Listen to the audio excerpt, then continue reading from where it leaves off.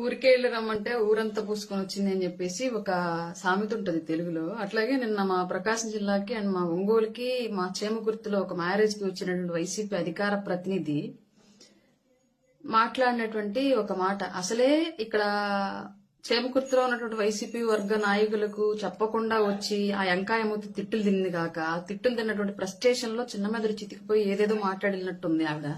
Clear గా ఆవిడ మాట్లాడినటువంటి ఒక విషయంలో పూర్తిగా మనం కొన్ని కంపారిజన్లు చేద్దాం. జస్ట్ వైసీపీ పార్టీ కండువా కింద ఉన్నటువంటి వైసీపీ అధికార ప్రతినిధి మాట్లాడినటువంటి మాటలు అదే వైసీపీ పార్టీలో ఉన్నటువంటి నాయకులకు అన్వయించి ఒక్కసారి చిరంజీవి గారితో కంపేర్ చేసి మనం మాట్లాడుకుందాం. చిరంజీవి గారు బ్రహ్మానందం గారి మూవీ ఫంక్షన్ లో క్లియర్ గా బ్రహ్మానందం గారు ఆయన మనవ సంతానం మనవరాలు ఆయన మనవడు గురించి చెప్పిన తరువాత కంటిన్యూషన్ లో చిరంజీవి గారికి ఉన్నటువంటి ఒక కోరిక, ఆయన హీరోగా ఉన్నారు ఇవాళ, ఒక లెజెండరీ యాక్టరు, సినీ చరిత్రలో ఒక శిఖరం ఆయన ఇవాళ. అట్లాంటి వ్యక్తి వారసత్వం మళ్ళీ హీరోగా ఆయన తర్వాత ఆయన కొడుకు రామ్ చరణ్ గారు, కొడుకు తర్వాత ఒకవేళ మనవడు ఉంటే మనవడు కూడా హీరో వారసత్వం హీరోగా కంటిన్యూ అవ్వాలి అన్నటువంటి కోరిక ఉంది నాకు. అందువల్ల రామ్ చరణ్ ఈసారైనా అబ్బాయి పుడితే బాగుండు అనే కోరిక అయితే నాకు ఉంది, నా వారసత్వం కంటిన్యూ చేయడానికి, నా హీరో వారసత్వం కంటిన్యూ చేయడానికి అని చెప్పేసి ఆయన చాలా క్లియర్ గా మాట్లాడారు. బ్రహ్మానందం గారు ఆయన మనవడు గురించి చెప్పినటువంటి సందర్భాన్ని ఉదాహరిస్తూ, ఇంట్లో ఉంటే అందరూ మనవరాళ్లు అయిపోయారు, లేడీస్ హాస్టల్ వార్డెన్ గా ఉన్నట్లుగా ఫీలింగ్ వస్తుంది నాకు అని చెప్పేసి కూడా క్లియర్ గా అన్నారంటే ఆయనకి ఉన్నటువంటి ఆ ఆడపిల్లలకు పుట్టినటువంటి పిల్లలు కానివ్వండి, లేదంటే వాళ్ళ తమ్ముడు పిల్లలు కానివ్వండి, వాళ్ళ చెల్లెళ్ల పిల్లలు కానివ్వండి, అంతా కూడా ఆయన ఇంట్లోనే ఉంటారు. వైసీపీ కండవ వేసుకుని మాట్లాడే ముందు ఒకసారి నాయకుడితో కంపారిజన్ చేసుకోవాలి కదా మాట్లాడే ముందు. చిరంజీవి గారు ఆడపిల్లలకి ఇచ్చేటువంటి గౌరవం ఎలాంటిది అంటే, ఎప్పుడో ఆయన మాదాపూర్ లో కొన్నటువంటి ఒక ల్యాండ్ ఇవాళ కోట్ల రూపాయల రేటు పెరిగింది అని చెప్పేసి ఆడపిల్లలకి ఇవ్వాల్సిన అవసరం లేకపోయినప్పటికీ కూడా నాతో పాటు నా ఆడబిడ్డలు కూడా సమానంగా ఆర్థికంగా బలంగా ఉండాలి, నా ఆడపిల్లలకు గౌరవం దక్కాలి అని చెప్పేసి ఆడపడుచులకి ఆయన కొన్నటువంటి భూమి రేట్లు పెరిగితే అందులో కూడా వాటాలు ఇచ్చినటువంటి గొప్ప మనసు, ఉదార స్వభావం ఉండి ఆడబిడ్డలను గౌరవించినటువంటి వ్యక్తి చిరంజీవి గారు.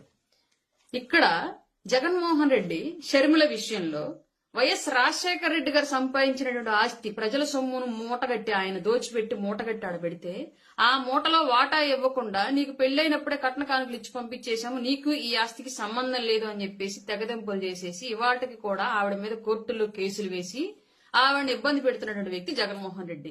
ఇక్కడ ఎవరు ఈ వారసత్వం అంటే అబ్బాయిలేనా అమ్మాయిలు లేరా అని చెప్పేసి అడగాల్సినటువంటి రైట్ ఎవరికి ఉంది? అసలు వైసీపీ కండువా కింద నీకుందా ఆ రైట్?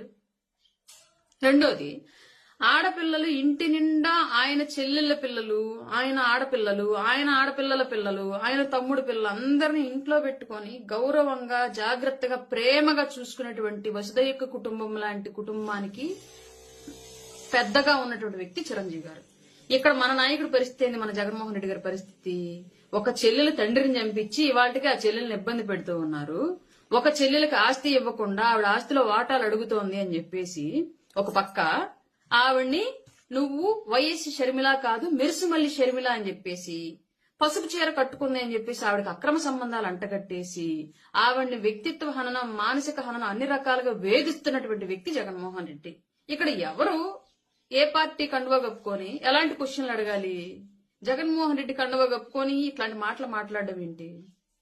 రాజకీయ వారసత్వం గురించి అసలు మాట్లాడే ముందు వైఎస్ రాజశేఖర రెడ్డి గారు చనిపోగానే నేనే ముఖ్యమంత్రిని అని చెప్పేసి జగన్మోహన్ రెడ్డి ఎందుకు వచ్చాడు? నా చెల్లెలకి ముఖ్యమంత్రిగా ఇవ్వండి అని చెప్పేసి ఎందుకు అడగలేదు? వారసత్వం అక్కడ ఎందుకు గుర్తు రాలేదు మీకు? మహిళా వారసత్వం సంతకాలు పెట్టించినప్పుడు షర్మిల గారిని ఎందుకు సంతకాలు పెట్టించలేదు? షర్మిల గారి కోసం ఎందుకు సంతకాలు పెట్టించలేదు? అలాగే జైల్లో ఉన్నప్పుడు పాపం ఆడబిడ్డ పార్టీని మోసింది, పార్టీని నిలిపింది, పార్టీని నడిపింది అని చెప్పేసి అదే ఆడబిడ్డకు గౌరవం ఇచ్చి ఎందుకు అధికారంలోకి వచ్చిన తర్వాత ఆవిడకి ఎలాంటి పదవి ఇవ్వలేదు? రాజకీయంగా ఆవిడ పవర్ సెంటర్ గా ఎదిగిద్దనే కదా, వైఎస్ వారసత్వాన్ని ఆవిడ నిరూపించుకునిద్దనే కదా ఆవిడ అనవసరంగా తొక్కేసి బయటకు పంపించేశారు. అప్పుడు ఎందుకు గుర్తు రాలేదు మీకు? షర్మిలాకి ఎందుకు ఇవ్వలేదు మీరు మహిళని చెప్పేసి, మహిళని చెప్పి దూరం చేస్తున్నారని చెప్పేసి ఇదే నోరు ఎందుకు జగన్మోహన్ రెడ్డిని క్వశ్చన్ చేయలేదు? ఇంకా ఏమో వాయించిందని చెప్పేసి పిచ్చి పట్టినట్టుగా పిచ్చి మాటలన్నీ కూడా వచ్చి చిరంజీవి గారి విషయంలో మాట్లాడితే వేరేలాగా ఉండిద్దన్న విషయం వైసీపీ వాళ్ళు గుర్తుపెట్టుకోవాలి.